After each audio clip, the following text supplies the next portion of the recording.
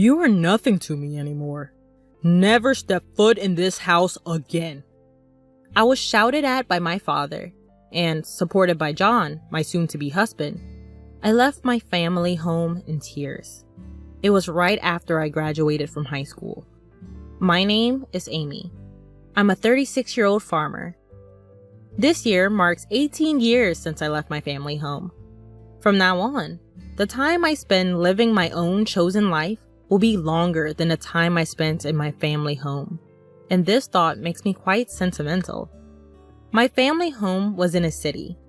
My father was a corporate worker, and my mother was a stay-at-home mom. We were a family of 4, including my brother and me, who was born a year ahead of me. My parents were the kind of people who ranked their children clearly, so my brother, being the heir, was always given priority. The quality of our meals and the grandeur of our birthday presents were always superior for my brother. He boasted about his superiority and always bullied me. There were times when I felt lonely, and there were times when I cried out, "I want attention too!" But my parents never changed, so I gave up completely.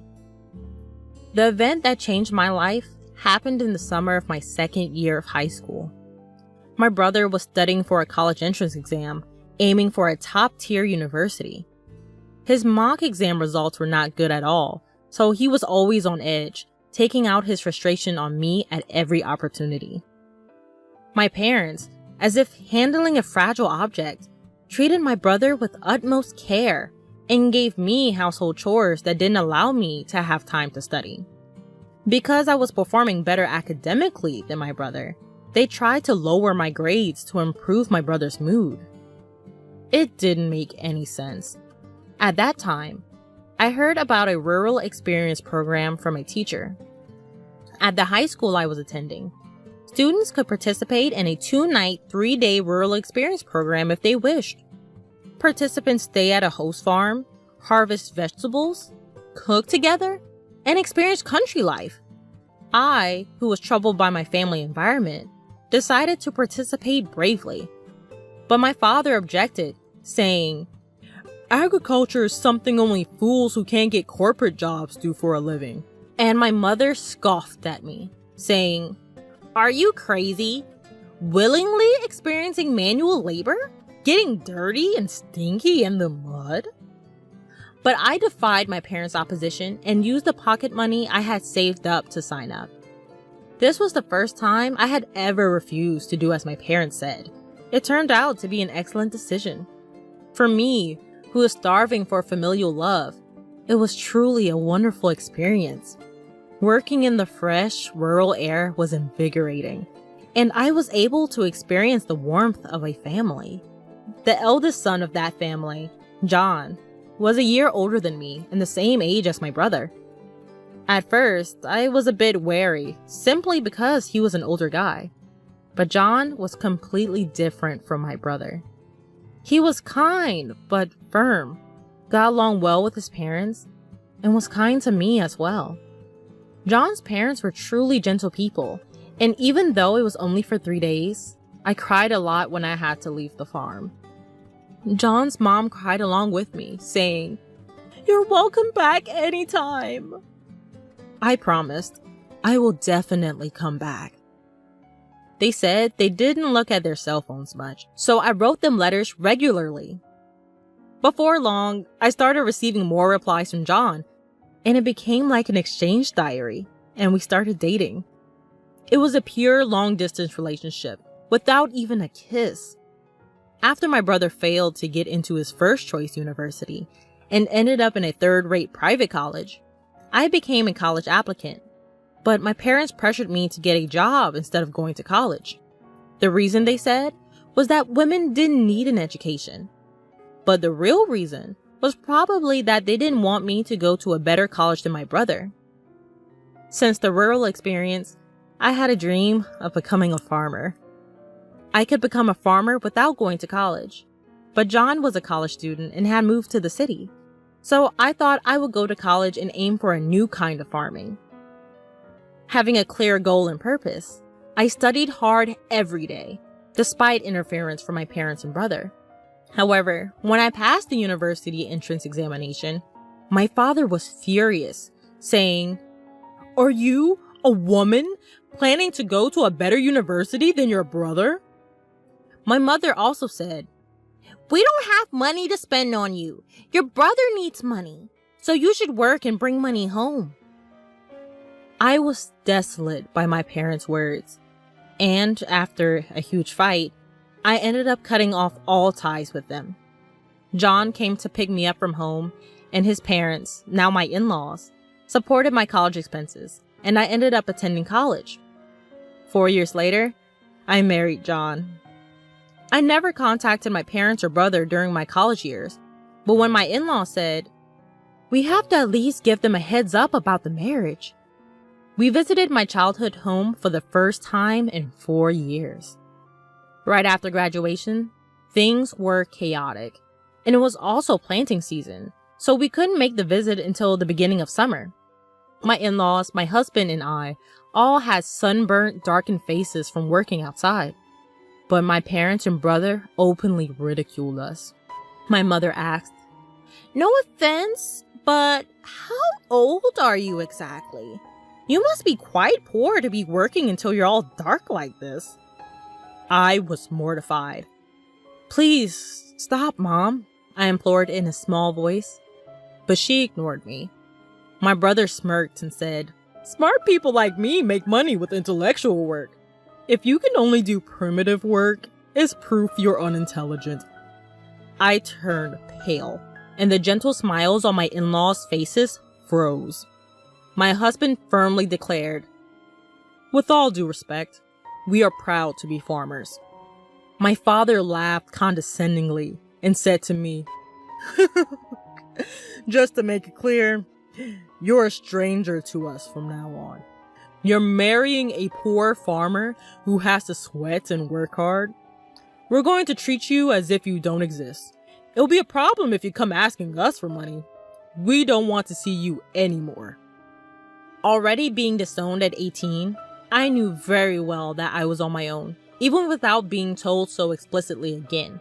Still, I had tried to maintain the courtesies. The sympathetic looks from my in-laws and John were difficult to bear. On the way home, I quietly wept and resolved to forget about my biological family. Time flew, and before I knew it, 18 years had passed. The emotional wounds had thoroughly healed. I had given birth to 2 children, and my days were busy but fulfilling. Although I had virtually erased the memories of my parents and my brother, I was informed by a cousin that my brother was getting married. My cousin and I have always been close, and we occasionally touched base even after my marriage. At some point, I had sent them rice harvested from our farm, and they were pleased with its taste, even becoming a regular purchaser. Therefore, we maintained a relationship, and we enjoyed chatting on the phone about once a month. "We can meet after a long time at the wedding," my cousin said, but I hadn't heard anything about the marriage from my parents or my brother. Well, since we're estranged, it's true that there's no way for me to know. "I heard they are building a new duplex. I wonder if it's completed." Apparently, both my parents and my brother and his wife planned to move after the wedding. My cousin knew about the estrangement between my parents and me, but they seemed to think that I would attend weddings and funerals. After finishing the phone call with my cousin, impulsively, I dialed my mother's cell phone number. However, I was met with an automated message saying, "This number is no longer in use." I tried calling my father next, and again, the same automated message. Had they changed their cell phone numbers? I didn't know my brother's number, so I couldn't call him. With trembling fingers, I dialed the landline for my family home, and it connected. My heart pounding, I waited for someone to pick up. "Hello?" It was my brother who answered. "Brother? It's Amy. I heard you're getting married and moving." I hesitated over what to say next, about to offer congratulations when I was cut off by my brother. "There's no need for you to do anything. You, a farmer, are a stranger to me. Don't call me." My brother just yelled and hung up the phone. I rushed to call him back, only to find that I was already blocked. This was harsh. No matter how much he hated me, we were still family. It hurt to be rejected like this. Seeing my distress, my husband was concerned and gently asked, "What's wrong? Did something happen?" I couldn't hold back my tears any longer. When I told him about the conversation, both my husband and my in-laws were as furious as if it had happened to them. "Your home is here, Amy. Your family is us here," my mother-in-law reassured me. Her words moved me to tears. I wish she was my real mom. She cared about me much more than my blood-related mother did. My father-in-law also comforted me, saying, "You're happy now. That's all that matters. No need to get hurt. The one who laughs is the winner." My husband added, "Let's take them as a bad example and make sure we don't turn out like that." Even our children, not knowing the situation, hugged me tightly. Thank you, everyone. I felt a warmth in my heart, realizing how happy I was now, even though I wasn't blessed with a supportive biological family. However, things took a drastic turn when my business was featured on national television. My in-laws were originally large-scale grain farmers in the American Midwest.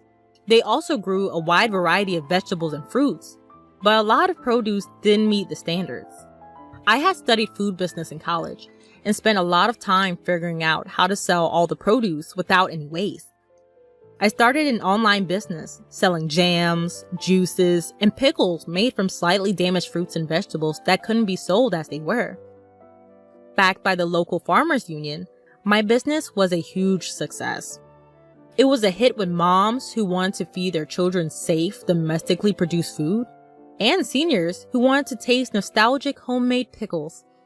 I built up the company with young women who, like me, had married into farming families and unemployed young people. It had grown into a $5 million business. Our success story was covered in an in-depth report. After the TV broadcast, we received a lot of attention and calls from various people. In addition to orders and inquiries, there were calls for business transactions and interview requests. Both the company's phone and my personal smartphone wouldn't stop ringing. So when a call came in from an unknown number, I picked it up without thinking. But surprisingly, it was my brother. I suppose he's seen the national television as well. He must have heard about my success. Barely exchanging greetings, he said, "I'm thinking of starting a business. Can you lend me some money?" Excuse me?